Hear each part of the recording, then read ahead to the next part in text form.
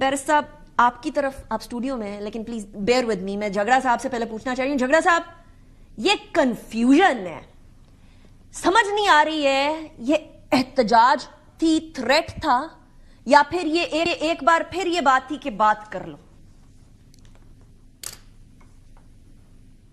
8 फरवरी एक साल जो है उस तारीखी इलेक्शन को हो गया है जहां अवाम ने तारीखी प्री पोल रिगिंग का तोड़ ढूंढ लिया था और उसके बावजूद जो है वो इलेक्शन पे एक कू हो गया 8 फरवरी की रात को।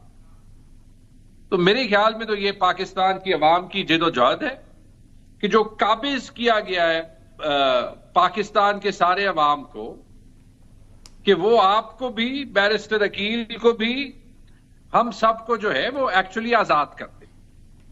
देखिए, मैं आपको सिर्फ बता देता हूं कि अफ्रीकन टिन पॉट डिक्टेटरशिप्स में क्या होता है। जब एक निजाम के पास कुछ कहने को नहीं होता तो वो प्रोपेगेंडा करता है। प्रोपेगेंडा लफ्ज किसने शुरू किया? जोसेफ गोबल्स ने, जो हिटलर का इंफॉर्मेशन मिनिस्टर था। आज के सारे अखबार देख लें, ये सुबह देख के मैं इतना हंस पड़ा था।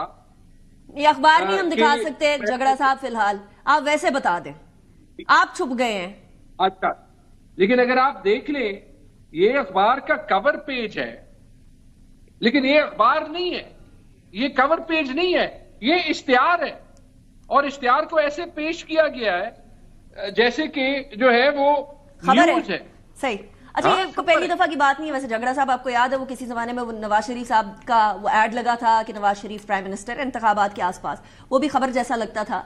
लेकिन ये अब टैक्टिक्स बन गए हैं। लेकिन आप गोबल्स की बात कर रहे हैं, आप हिटलर के जमाने पे पहुंच गए, नैरेटिव बिल्डिंग पे पहुंच गए। तो आपको पता है ना कि पाकिस्तान तहरीक इंसाफ के बारे में बोलते हैं कि 12 साल गुजर गए के पीके में, काम कुछ नहीं हुआ, नैरेटिव बहुत अच्छा बनाती है पीटीआई।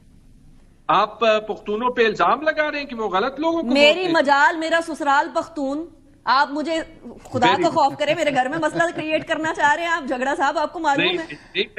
मैं बिल्कुल नहीं क्रिएट करना चाह रहा। और ये तो बड़ा अच्छा है कि आप, तो फिर तो आप घर में ही पूछ लेना, वो बता देंगे कि क्यों पश्तून जिन्होंने 70 साल कभी एक पार्टी को दोबारा वोट नहीं दिया, ये तीसरी बार जो है वो पीटीआई को दे रहे हैं स्टेट के डंडे के बावजूद।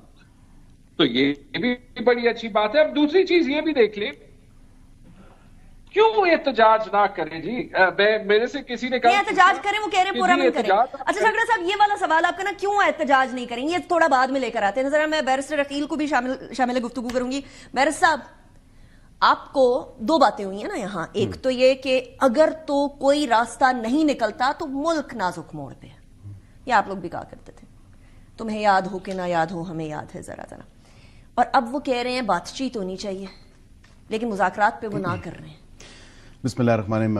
अनीका साहिबा, बहुत बहुत शुक्रिया। सबसे पहले तो पूरी कौम को यौम तामीर व तरक्की बहुत बहुत मुबारक हो। अल्हम्दुलिल्लाह, जो आदाद व शुमार आपने बताए इकनॉमिक फ्रंट पे या अदरवाइज डिप्लोमेटिक फ्रंट पे, जो अल्हम्दुलिल्लाह इस पूरे 1 साल में इस हुकूमत ने अचीव किया है, वो कौम के सामने है। मैं अगर कुछ आदाद व शुमार आपके सामने रखूं, कुछ तो आपने जिक्र कर दिया। स्टॉक एक्सचेंज के हवाले से अगर बात करें तो 60,000 से 1,10,000 पॉइंट्स पे स्टॉक एक्सचेंज की। इन्फ्लेशन 28% से 6% पे आ चुकी सिंगल डिजिट में। इंटरेस्ट रेट 20% से 12% पे आ चुका।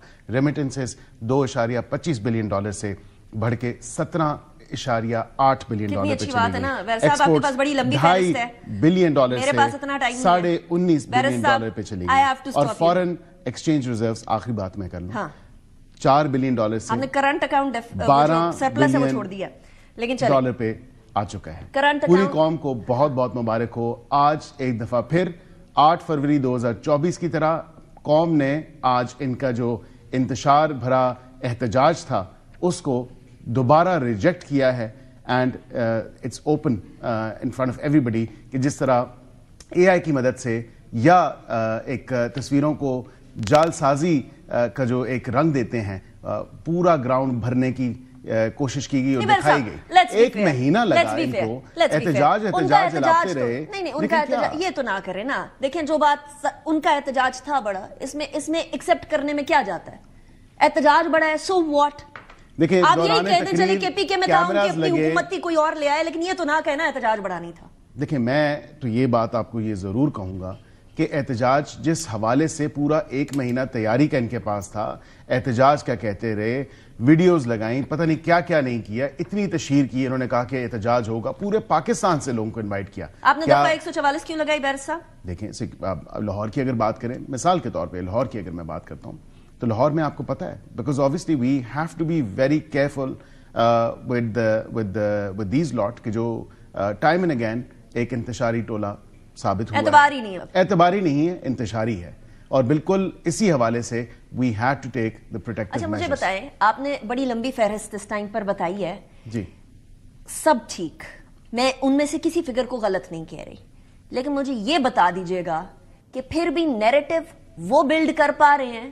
آپ کہتے ہیں وہ جھوٹ بول رہے ہیں، وہ جھوٹ بول رہے ہیں، لیکن ان کا نیریٹو وہ بلڈ کر رہے ہیں اور اچھا نیریٹو بلڈ کر رہے ہیں. آپ یہ سارے اچھے کام کر کے بھی نیریٹو بلڈ نہیں کر سک رہے. یہ کیسی کامیابی ہوئی بیرسٹر صاحب؟ نیریٹو میں تو زیرو ہے حکومت. نہیں دیکھیں، آبویسلی 1 سال ہوا ہے، ہمیں اس زہر کو زائل کرنے کے لیے وقت تو ضرور لگے گا. جو ہمارے نوجوان بچیوں کی ذہن سازی کر دی گئی ہے. آپ نے کون سا ہسپتال میں ایڈمٹ کر کے نوجوانوں کا زہر نکالنا ہے؟ نہیں، ہم نے زہر اپنے کام سے، اپنی جو آؤٹ پٹ ہے، جو اپنی پرفارمنس ہے، اس سے نکالنا ہے، نہ کہ ہم دوبارہ ان کو کوئی ایسا نعرہ دے دیں جس کے پیچھے وہ لگ جائیں. کیونکہ ظاہری بات ہے امریکہ کی حکومت نامنظور، ڈونلڈ لو سے ڈونلڈ ٹرمپ تک کا سفر، وہ تمام چیزیں ہم نے دیکھا ہے. آئی تھنک اب یہ قوم کی آنکھیں اور ذہن کھل چکا ہے. وہ یہ چاہتے ہیں، وہ دیکھنا چاہتے ہیں کہ جس طرح امریکہ کے خلاف نعرے بازی کی گئی اور کہا امریکہ نے ہماری حکومت گرائی، اور اب کہہ رہے ہیں کہ امریکہ ہی ہماری رہائی کو ممکن کرا دے سکے گا. سو یہ تو آپ کے سامنے ہے. This is literally a joke. What a policy shift from P T I, from Donald لو ٹو دونوں ڈونلڈ طرف ٹرمپ. نا اپوزٹ سوال کر رہی ہوں، اس لیے بیرسٹر صاحب، واٹ اے شفٹ ووٹ کو عزت دو سے اب تک. ابھی بھی ہم کہتے ہیں کہ ووٹ کو عزت دو.